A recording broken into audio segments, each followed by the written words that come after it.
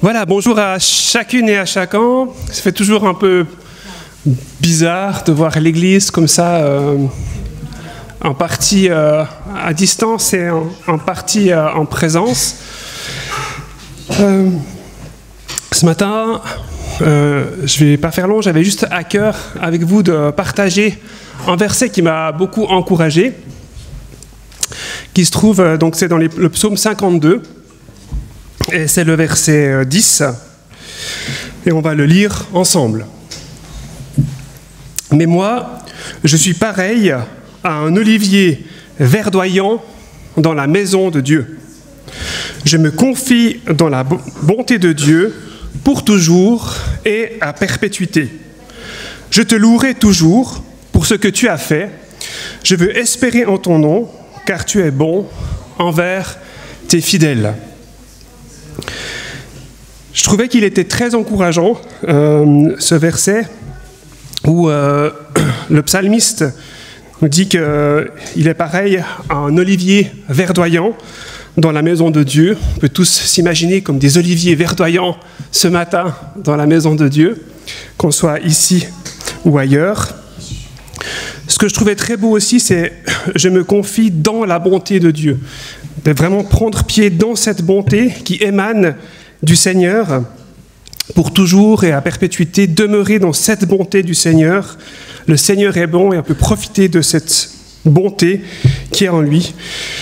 Je te louerai toujours pour ce que tu as fait. On va continuer à le louer maintenant. Et puis cette espérance qu'on a en son nom, car on sait qu'il est bon envers nous et dans ces temps difficiles, je pense que de pouvoir garder son espérance, d'être planté comme un olivier pour garder son espérance dans le Seigneur en sachant qu'il est bon envers ses fidèles. Et puis on va prier. Seigneur, on te remercie pour ta parole qui est pleine de vie, Seigneur. Ta parole, Seigneur, qui nous renouvelle jour après jour, ta parole qui nous fait du bien. Merci, Seigneur, parce qu'à travers ta parole, nous pouvons regarder à toi, nous pouvons nous rappeler comme tu es bon, Seigneur, mais non seulement nous rappeler, mais par ton Esprit Saint, Seigneur, nous pouvons le savoir, le sentir, nous pouvons en avoir la certitude, et nous te louons, te bénissons pour cela. Amen. Voilà, à mon tour de vous saluer, ça fait vraiment très plaisir de vous voir, vous qui êtes là, et puis je tiens aussi à inclure, à saluer les gens qui vont nous suivre ou bien participer à ce culte en ligne. Et on aimerait vraiment s'approcher de notre Dieu ce matin. Je vais vraiment dans le même sens que Bastien. Le verset que j'avais à cœur, il dit « Goûtez et voyez combien le Seigneur est bon ». On lit ça dans le psaume 34 au verset 9. C'est David qui nous invite finalement à goûter. Et d'autres versions disent à sentir, à voir combien l'Éternel, notre Seigneur, il est bon. Et en fait, il y a un enjeu depuis la création du monde, une tentation à douter de cette bonté. La première tentation d'Adam et Ève, déjà dans le jardin d'Éden, lorsque le diable s'approche d'eux, bien sûr, il met en doute la parole de Dieu, mais il y a aussi cette question de est-ce que vraiment Dieu veut le bien pour toi ? Et lorsque des catastrophes surviennent, lorsqu'on a des cataclysmes dans nos vies, tout de suite cette question, elle vient, est-ce que vraiment Dieu est bon ? Et puis aujourd'hui, il y a des voix qui s'élèvent pour poser cette question. Si Dieu est bon, pourquoi est-ce qu'il permet cela ? Si Dieu était vraiment bon, comme tu le dis, pourquoi est-ce que cela arrive dans ta vie ? Pourquoi Dieu permet cette maladie ? Pourquoi Dieu permet cet accident ? Et nous qui sommes là ce matin, on veut goûter, on veut voir, on veut sentir combien le Seigneur est bon, et on veut le proclamer ensemble. Que ce matin, la louange qui sort de nos cœurs, elle soit pour dire « L'Éternel est bon », et nous le proclamons, nous l'avons vu dans l'Écriture, nous le voyons dans notre vie, et même le fait que nous sommes là, que nous avons entendu l'Évangile, c'est encore là une preuve de sa bonté et de son amour pour nous. Alors je vous invite à chanter avec nous.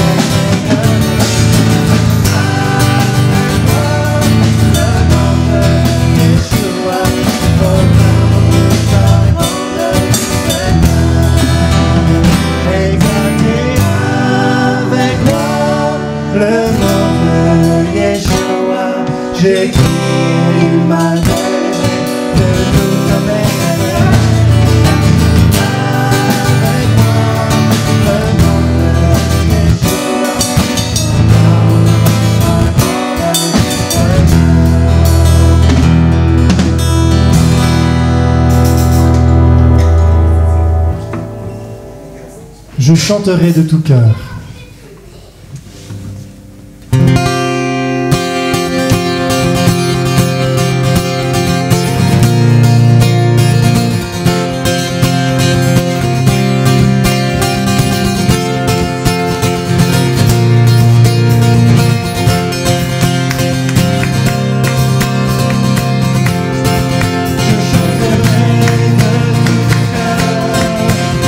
Avec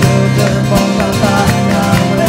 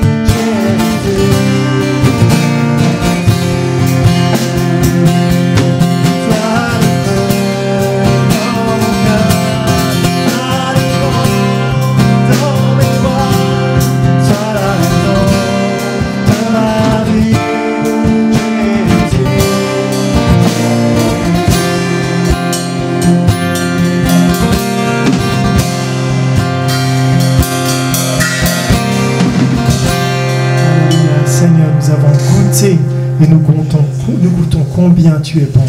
Tu es merveilleux. Sois le centre de notre vie. Tout peut chanceler, tout peut s'effondrer, mais nous avons un roc solide et sûr, Jésus. Toi, le nom sur lequel nous voulons fonder notre vie. Sois béni au milieu de nous ce matin. Je vous propose un dernier chant. Il est à la fois très ancien et nouveau, parce que le refrain est archi connu, vous l'avez chanté probablement enfant, si vous étiez déjà dans la foi à ce moment-là. Et les couplets sont nouveaux, et c'est un chant que j'ai entendu en anglais durant cette période du confinement, qui parle de la bonté de Dieu, puis j'ai essayé de le traduire en français.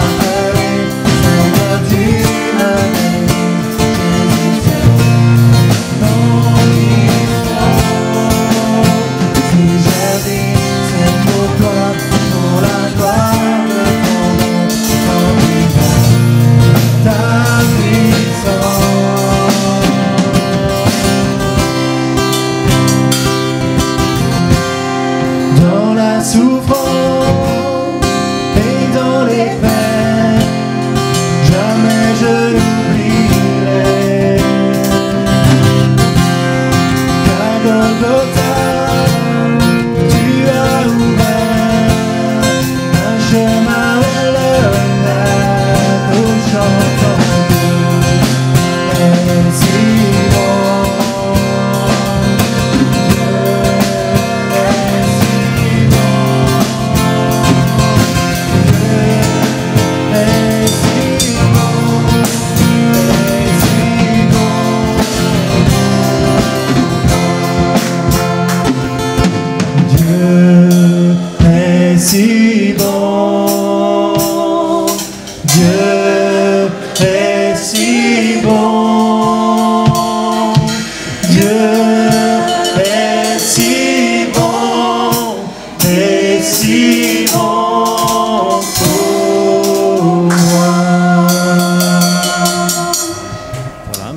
beaucoup à Niki, Rosalie, Gabriel pour ce moment de louange vécu ensemble. Je suis heureux de voir dimanche après dimanche des visages que je n'ai plus vus depuis longtemps. Et c'est vrai qu'on a eu pour la plupart l'occasion de parler ensemble au téléphone. Je crois d'ailleurs n'avoir jamais passé autant de temps que ces derniers temps au téléphone, à tel point que la compagnie Swisscom devrait me décerner un prix pour ma large participation au bien de l'entreprise. Voilà, si jamais ils m'entendent. Sinon, je vous invite à lire quelques versets qui se trouvent dans l'Épître aux Galates, au chapitre 5, et je lis depuis le verset 16 jusqu'au verset 26. Galates 5, versets 16 à 26. Je dis donc, marchez par l'esprit, et vous n'accomplirez point les désirs de la chair. Car la chair a des désirs contraires à l'esprit, et l'esprit en a de contraires à la chair. Mais s'ils sont opposés l'un à l'autre, afin que vous ne fassiez pas ce que vous voudriez. Mais si vous êtes conduits par l'esprit, vous n'êtes pas sous la loi. Or les œuvres de la chair sont évidentes, c'est-à-dire inconduite, impureté, débauche, idolâtrie, magie, hostilité, discorde, jalousie, fureur, rivalité, division, parti pris, envie, ivrognerie, orgie et choses semblables. Je vous préviens, comme je l'ai déjà fait, ceux qui se livrent à de telles pratiques n'hériteront pas du royaume de Dieu.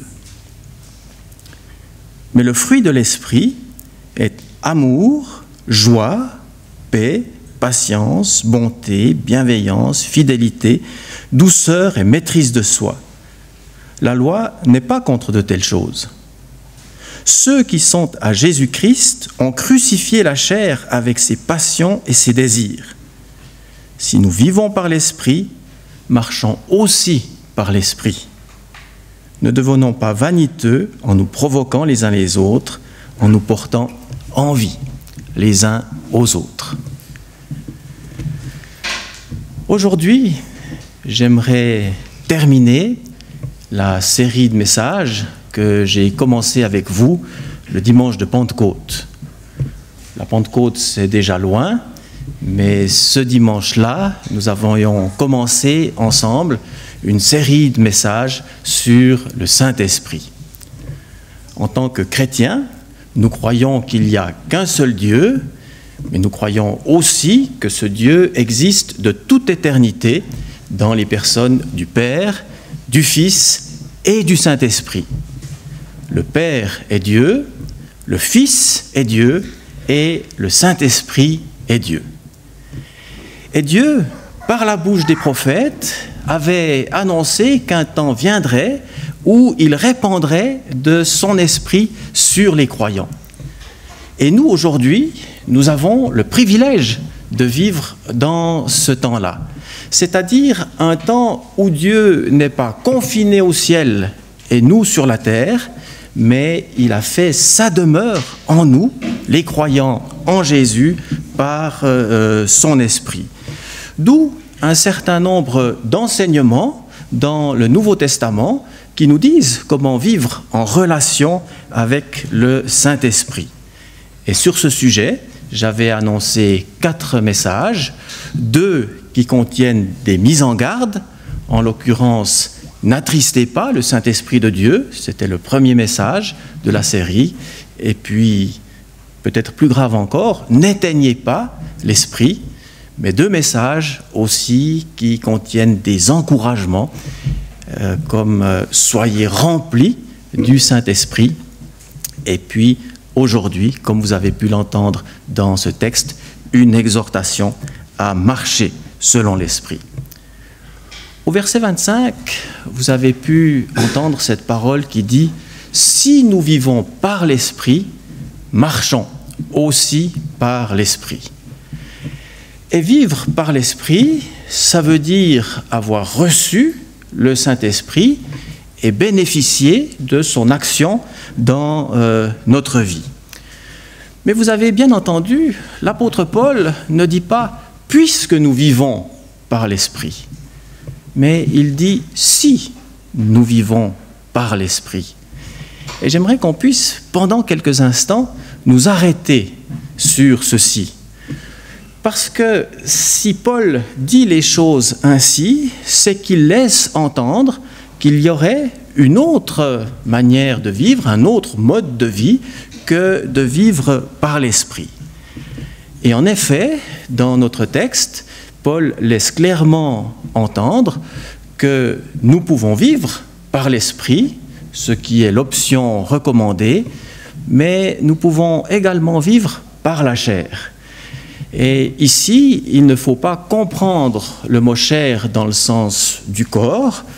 Dans la Bible, le mot chair peut avoir parfois le sens de corps, mais ici, ce n'est pas dans ce sens-là qu'il faut entendre ce mot. Il faut le comprendre dans le sens de la nature pécheresse de l'être humain. Et si on vit selon cette nature pécheresse, tout naturellement, elle produira les œuvres qu'elle est capable de produire. Et vous avez pu entendre aussi dans le texte, au verset 20 et 21, Paul mentionne une liste de ce qu'il appelle les œuvres de la chair, et puis il termine en disant « chose ainsi », pour dire que la liste n'est pas terminée. Et en effet, s'il avait voulu la rallonger, il aurait pu ajouter encore bien quelques chapitres sur le sujet, tant la chair est capable de produire toutes sortes d'œuvres. Mais Paul nous dit ici dans ce texte que si nous vivons ou si nous marchons par l'Esprit, alors l'Esprit l'emportera sur les œuvres de la chair.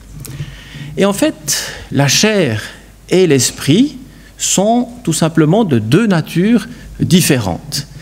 Et chacune de ces natures produit ce qui lui est propre.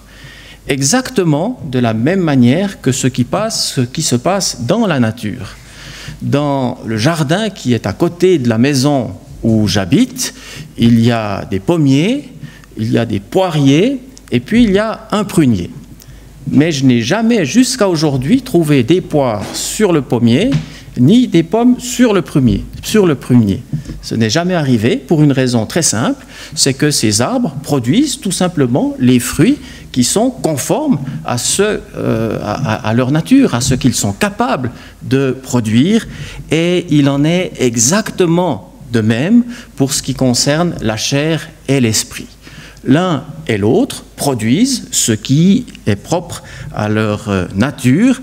Et c'est sans doute un peu cela que Jésus a voulu dire lorsqu'il parlait avec Nicodème. On trouve cela dans l'Évangile selon Jean, au chapitre 3. Et Jésus dit à Nicodème, « Ce qui est né de la chair est chair, mais ce qui est né de l'esprit est esprit. » En d'autres termes, ce qui est né de la chair ne produira jamais autre chose que ce qui est conforme à sa nature. Et l'apôtre Paul, qui était, était bien placé pour savoir cela. Cela ne signifie pas que ceux qui s'arrêtent à vivre selon la chair ne font que du mal. Bien sûr, les œuvres que décrit l'apôtre Paul dans les versets 20 et 21 ne sont pas les plus reluisantes, on est bien d'accord. Mais ça ne signifie pas que ceux qui vivent selon la chair ne font que du mal tout le temps. Par contre, ils sont totalement incapables de vivre selon ce que Dieu attend d'eux. Et l'apôtre Paul était bien placé pour savoir cela. En effet, on se souvient qu'avant qu'il ait rencontré véritablement Jésus-Christ sur le chemin de Damas, c'était un homme religieux. Et c'était un homme qui cherchait à vivre de toutes ses forces pour Dieu et à se conformer à la loi de Dieu. Mais avec tout cela, il en est arrivé à persécuter des personnes, voire même, non seulement voire même, mais même à assister à l'exécution d'une personne Étienne en particulier, sans s'y opposer, tout ça en croyant vivre pleinement selon la volonté de Dieu.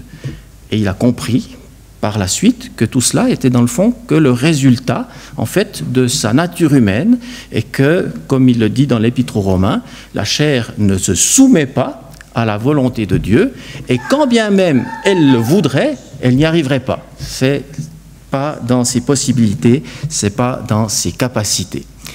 Alors, il y a une question qui se pose, mais est-ce qu'il y a une possibilité de sortir de cet enfermement de la chair? Et la réponse est une bonne nouvelle, c'est que la réponse est oui. Il y a une possibilité de sortir de cet enfermement, mais il n'y a qu'une seule solution. Et la seule solution, c'est de vivre par l'Esprit. Être né de l'Esprit, comme le dit Jésus dans le verset que je citais tout à l'heure. Être né de l'Esprit, ça veut dire être né une nouvelle fois, ce qu'on appelle, dans notre langage courant, la nouvelle naissance. Et cette nouvelle naissance se produit tout simplement quand une personne passe du statut de non-croyante à croyante.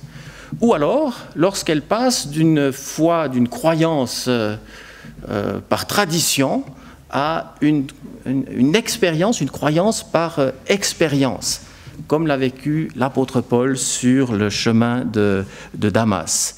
Et lorsque, il y a cette expérience de Jésus-Christ, Jésus-Christ ne devient plus simplement, n'est plus une légende ou simplement un personnage historique qui a eu une certaine importance, mais il devient très réel pour celui qui le croit. Il est vraiment connu à ce moment-là comme étant le Fils de Dieu, celui qui est venu, qui est mort, qui est ressuscité et qui vit au siècle des siècles. Et lorsque nous croyons cela, il y a une communion qui s'établit entre Jésus-Christ et entre le croyant. Et c'est peut-être un peu cela que l'Évangile selon Jean voulait décrire lorsqu'il est dit « à ceux qui l'ont reçu et à ceux qui croient en son nom ». Et lorsque on a reçu Jésus-Christ et lorsque on croit en son nom, alors il se produit ce qu'on appelle la nouvelle naissance, et cette nouvelle naissance est produite en nous par le Saint-Esprit. Alors, si on a vécu cette expérience de rencontre avec Jésus et de nouvelle naissance, tout naturellement, nous vivons par l'Esprit. C'est-à-dire que l'Esprit a été reçu et déploie ses effets dans notre vie. Et si ce n'est pas encore le cas pour vous, soit qui êtes ici, soit qui nous suivez par le biais de la transmission, si ce n'est pas encore le cas, c'est possible de vivre cette expérience de rencontre avec Jésus et de nouvelle naissance. Tout simplement en demandant à Jésus-Christ de venir dans notre vie, et lorsqu'il vient, il produit justement ce qu'on appelle parfois la régénération, c'est-à-dire une transformation qui nous rend capables de vivre non plus selon la chair, mais selon l'Esprit.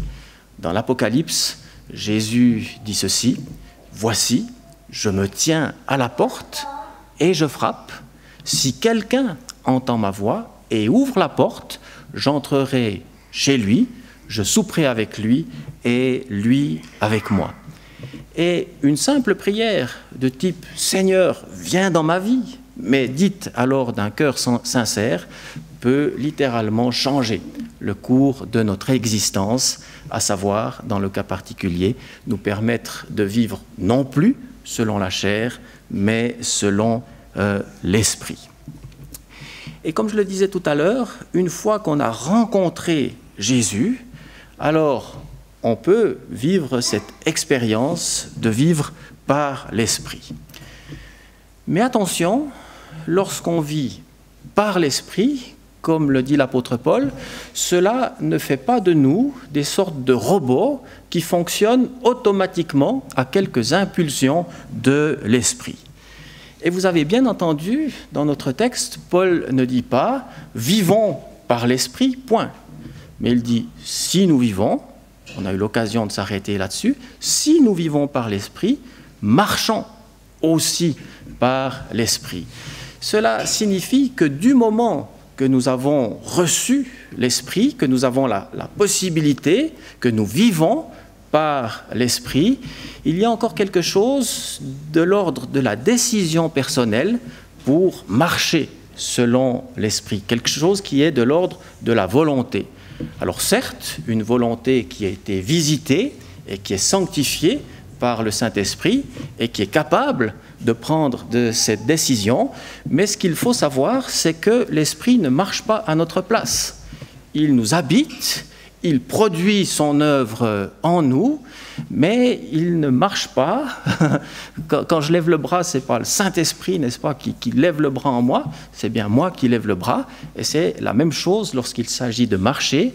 Paul nous dit, si vous vivez, si l'Esprit est en vous, s'il déploie ses effets dans votre vie, alors il vous appartient à vous de marcher conformément à ce que l'Esprit produit dans votre vie. Et il est intéressant de constater que dans notre texte, le verbe « marcher » revient à 2 reprises. Au verset 16, lorsque Paul dit « Je dis donc, marchez selon l'Esprit et vous marchez par l'Esprit et vous n'accomplirez pas les désirs de la chair », verset 16. Et puis au verset 25, « Si nous vivons par l'Esprit, marchons aussi par l'Esprit ». Alors en français, rien de particulier à signaler, on a 2 fois le verbe « marcher ». Mais en grec, c'est 2 verbes différents. Au verset 16, on a le verbe « courant » qui décrit l'action de marcher, qui est le verbe « peripateo ». Mais au verset 25, on a un autre verbe qui est le verbe « stoikeo ». Et ces 2 verbes définissent un autre type de marche. La marche courante, c'est quand on marche les mains dans les poches en sifflant et en écoutant les oiseaux. C'est très bien, ça détend, c'est formidable. Mais au verset 25, il est parlé d'un autre type de marche. C'est plutôt le type de marche qu'on verrait dans un défilé militaire, c'est-à-dire où on marche selon une certaine discipline, où on marche en rang, au pas, selon un ordre donné. Ou alors quand on marche dans les traces de quelqu'un, ou alors quand on suit quelqu'un. D'ailleurs, la traduction hostie de la Bible, une traduction catholique, a, je crois, bien vu pour traduire le sens de ce verset, et elle traduit ainsi « Si nous vivons par l'Esprit, suivons l'Esprit ». Alors, suivre Jésus, c'est assez concret parce que Jésus était une personne qui est venue, puis qui a marché, puis on voit ce qu'il faisait, puis on essaye parfois de faire un peu la même chose. C'est suivre Jésus. Suivre l'Esprit, c'est peut-être un peu moins concret, parce que l'Esprit, voilà, c'est l'Esprit. Mais il y a plusieurs aspects à cette question de suivre l'Esprit. Et quand on lit le livre des Actes, on voit, par exemple, que l'Esprit peut tout à fait donner des directions très précises, très concrètes, à l'un ou l'autre. Par exemple, lorsque Philippe était dans le désert, il avait reçu du Seigneur d'aller dans le désert, et tout à coup, l'Esprit lui dit « Avance et approche-toi de ce char ». Et dans ce char, il y avait quelqu'un qui lisait le prophète Ésaïe, mais qui ne comprenait pas bien ce qu'il lisait, et Philippe lui a expliqué, et l'homme s'est converti. Et on peut vivre des choses qui sont de ce type-là. Je me souviens d'ailleurs, une fois, j'habitais à l'époque à Lausanne, et je me promenais dans le bois de Sauvablin, et puis en marchant, tout à coup, il y a un jeune homme qui arrive, qui était tout de noir vêtu, un peu comme un gothique, et je me dis, je devrais essayer d'entrer en relation avec ce garçon pour lui témoigner ma foi. Mais vous savez, comme c'est dans ces cas-là, on se dit, je le fais pas, je le fais, je le fais pas, je le fais, je le fais pas. Enfin, le temps que j'ai répondu à la question, le brave n'était plus là. Après, je me dis, bon, c'est dommage, j'aurais eu une occasion, j'ai perdu l'occasion, pardonne-moi, et ainsi de suite. Et puis, je continue ma promenade. Et à un certain moment, il y avait 2 chemins, un qui allait tout droit et un à droite. Et j'avais l'intention d'aller tout droit, mais j'ai eu cette inspiration, va à droite. Alors je suis parti à droite. Et en partant à droite, voilà que je retombe sur mon jeune homme vêtu tout de noir. Et là, je me suis dit, cette fois, je ne me pose plus la question, je vais droit au but. Et j'ai été droit au but et j'ai pu avoir une conversation avec ce jeune homme. Suivre l'esprit, ça peut être ça. Mais dans notre texte, c'est un peu différent. Dans notre texte, c'est vivre selon ce que produit le Saint-Esprit dans nos vies. Et ce qu'il produit, c'est le fruit de l'esprit. Et c'est ce qui est écrit au verset 22, mais le fruit de l'esprit, c'est-à-dire il est produit par le Saint-Esprit, le fruit de l'esprit est amour, joie, paix, patience, bonté, bienveillance, fidélité, douceur et maîtrise de soi. Et j'aimerais attirer votre attention sur le fait qu'il n'est pas parlé des fruits de l'esprit. Parfois, on entend parler de ce sujet, on parle des fruits de l'esprit, parce qu'on est peut-être un peu marqué par l'idée qu'il y a des dons de l'esprit. Alors on dit il y a les dons, puis il y a les fruits. Alors ce n'est pas tout à fait exact, il y a bien les dons, mais il y a le fruit. Et si les choses sont dites ainsi, c'est bien pour qu'on comprenne certains aspects. S'il est vrai que quand on parle des dons de l'esprit, on peut avoir reçu certains dons, mais pas d'autres. On voit par exemple dans le monde pentecôtiste, enfin plutôt dans l'église pentecôtiste, si je peux dire cela comme ça, on voit par exemple beaucoup de gens qui parlent en langue, c'est-à-dire ils ont reçu ce don de l'esprit. On voit beaucoup moins de personnes qui prophétisent, ça veut dire il y a des gens qui ont reçu un don, puis il y en a d'autres qui en ont reçu d'autres, mais on n'a pas forcément reçu tous les dons. Mais la chose n'est pas identique en ce qui concerne le fruit de l'esprit. Parce qu'il n'y a pas des, mais il y a un seul fruit. Et je ne pourrais pas vous dire, ce matin, moi j'ai reçu la joie et la paix, par contre j'ai pas reçu l'amour. Si je ne vous aime pas, ce n'est pas de ma faute, j'ai pas reçu. Ce n'est pas possible. Parce qu'il y a un seul fruit avec plusieurs caractéristiques, et lorsque l'esprit nous habite, il produit ce fruit avec toutes ses caractéristiques, et il nous appartient de marcher selon ce qu'il produit. Faut-il encore qu'il se développe? Mais il se développera d'autant mieux si nous nous appliquons dans notre vie de tous les jours à ne pas attrister l'esprit, ni à éteindre l'esprit, mais à chercher à être remplis du Saint-Esprit. Et lorsque nous sommes remplis du Saint-Esprit, ce fruit de l'esprit se développe, et lorsqu'il se développe, il nous appartient ensuite de marcher selon l'Esprit, pour la seule gloire de Dieu. Amen. Je vais vous inviter à quelques instants de recueillement, et puis il y aura la prière, et Bastien continuera à présider le culte.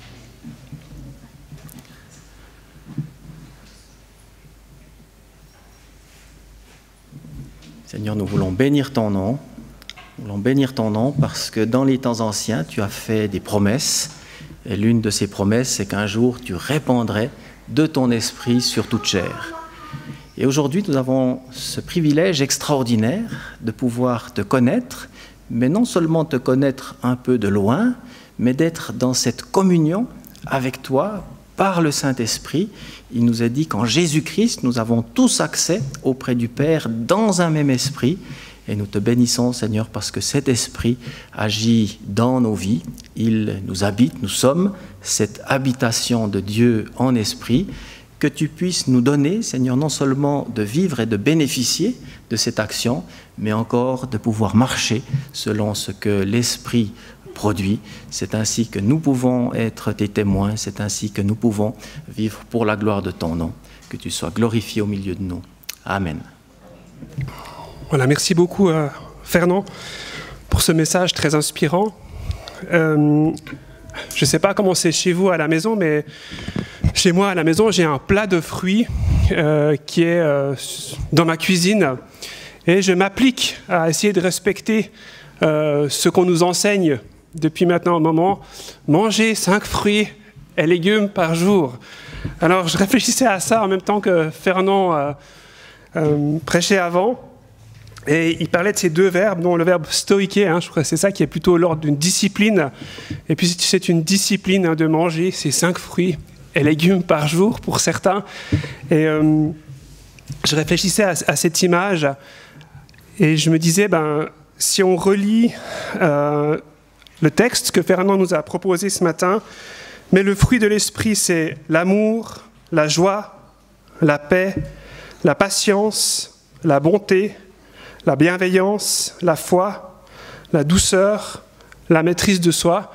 On a vraiment envie de manger, d'acquérir ce fruit de l'esprit et d'être dans cette discipline du stoïqué parce qu'on voit ce que ça nous apporte réellement. Et on peut être centré vraiment sur cet élément-là, sur qu'est-ce que c'est ce fruit de l'esprit. Et puis ça nous encourage à nous approcher de Dieu et à acquérir vraiment ces fruits de l'esprit qui ne viennent pas de nous, mais qui viennent de cette marche qu'on va faire continuellement jour après jour. On marche tous les jours, c'est pas parce qu'on marche une fois, mais c'est jour après jour, et on peut aussi avoir cette image en tête. Il va y avoir encore un chant de louange, et puis pendant ce temps, il va y aller paniers, je pense, qui vont circuler pour récolter l'offrande. Voilà, on peut se mettre debout pour chanter.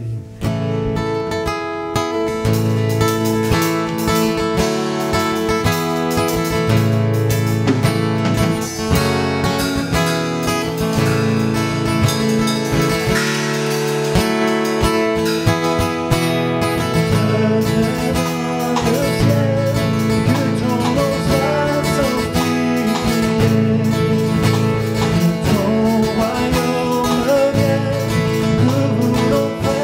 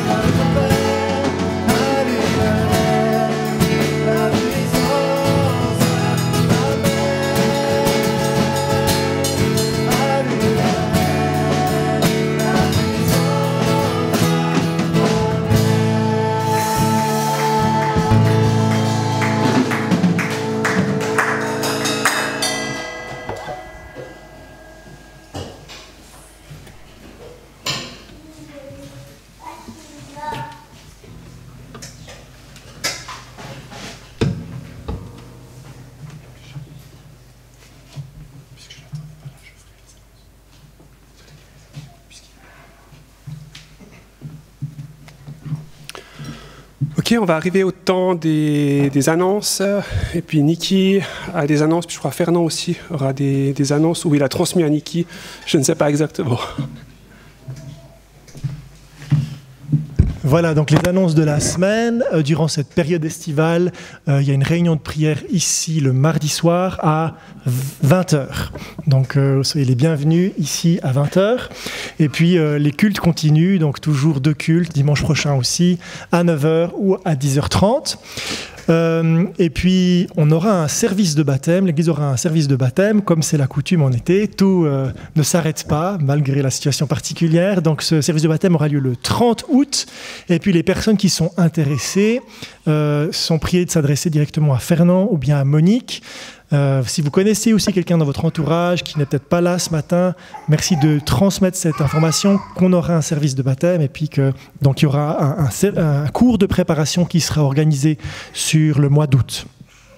Et puis, une autre annonce concerne Sephora, que vous êtes nombreux à connaître. Sephora s'est inscrite à la HET Pro, donc cette école de théologie à Saint-Légier. Et puis, dans le cadre de sa formation, elle va faire un stage de 6 semaines dans notre communauté. Alors, c'est une chance pour notre Église. Et puis, elle aura différents tâches. Donc, si vous la voyez souvent devant, si vous la voyez faire des choses nouvelles, c'est parce que, justement, elle a des tâches à accomplir pour ce stage. Et il est possible aussi qu'elle appelle certaines personnes.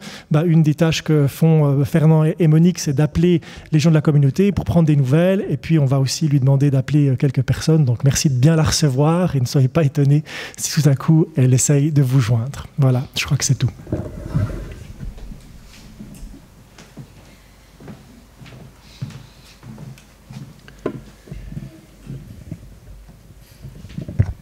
Merci beaucoup Niki. On va clore ce culte par la prière. Je vous invite à vous lever.